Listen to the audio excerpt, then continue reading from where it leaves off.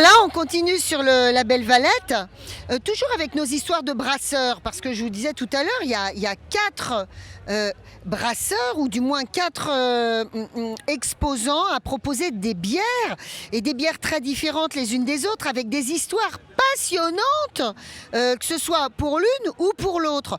Et là, par exemple, on est avec Thibaut Delvincker, c'est ça? J'ai bien dit.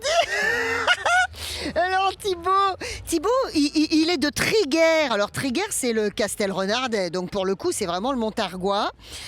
Et sa spécificité, c'est qu'en l'occurrence, cette bière, la Saint-Alpais, qui est très connue et qui est bu beaucoup quand même dans le Castelrenardais, eh bien, ça n'est pas lui qui la brasse. Et pourtant, à la base, c'est une recette à lui. Alors, vas-y Thibaut, raconte-nous ton histoire vraiment sympa.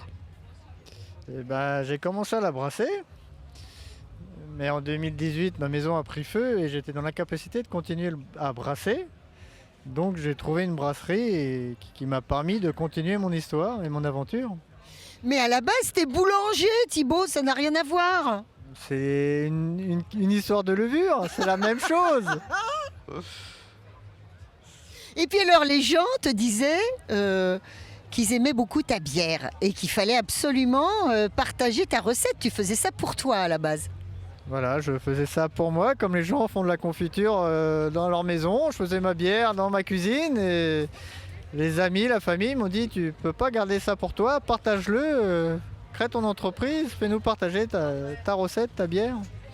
Mais alors, pourquoi cette bière qui est une blonde, une belle blonde, pourquoi s'appelle-t-elle la Saint-Alpais? Donner un nom à un produit, c'est pas facile. Je me suis gratté la tête, j'ai essayé de ne pas faire comme mes concurrents et collègues brasseurs. Et fidèle à Triguères, j'ai cherché et Saint-Alpais est venu naturellement. Voilà, parce qu'à à Triguères, il y a une source, une jolie source, mais qui n'est pas une source de bière, hein, qui est une source d'eau, qui s'appelle la Saint-Alpais. Et puis, de là aussi, il y a une belle histoire, parce qu'il y a, comment on appelle ça, une fête, une procession qui vient de loin, la procession Saint-Alpais. Elle a été relancée en 2018. Tu vois? Raconte-nous. Qui a été tombée dans les oubliettes pendant 70 ans et en 2018, avec un jeune curé dynamique, le Père Paul. Père Paul, salut à toi Paul, parce que je sais que tu vas partir dans le Giennois, loin de chez nous, mais on va te retrouver et on te fera venir à Entre-Loire et Loin, tu vas nous raconter ton histoire Paul. On va te traquer et je ne te lâcherai pas parce que je t'aime, voilà. Et alors c'est lui qui t'a proposé tout ça? C'est aussi au premier pèlerinage où c'était le jour de mon anniversaire et il m'a dit ça s'arrose et emmène tes bières et les 200 personnes qui avaient participé à ce pèlerinage m'ont dit garde pas ça pour toi, fais-le partager aux autres. Bon Thibaut, où est-ce qu'on peut la trouver ta bière si ce n'est chez Marie-Laure et Alphonse Do au donjon à Château-Renard? Intermarché Courtenay. Wow. Il y a la Bernillière à Châteaurenard, l'office de tourisme aussi. Il y a le magasin de fleurs à Triguères.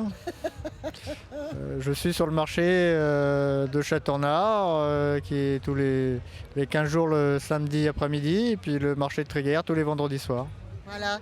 Et c'est là qu'on voit combien nos producteurs se défoncent en fait et vont à la rencontre de nous les consommateurs. Voilà, c'est formidable. Merci Thibaut pour ta belle histoire. Merci à toi.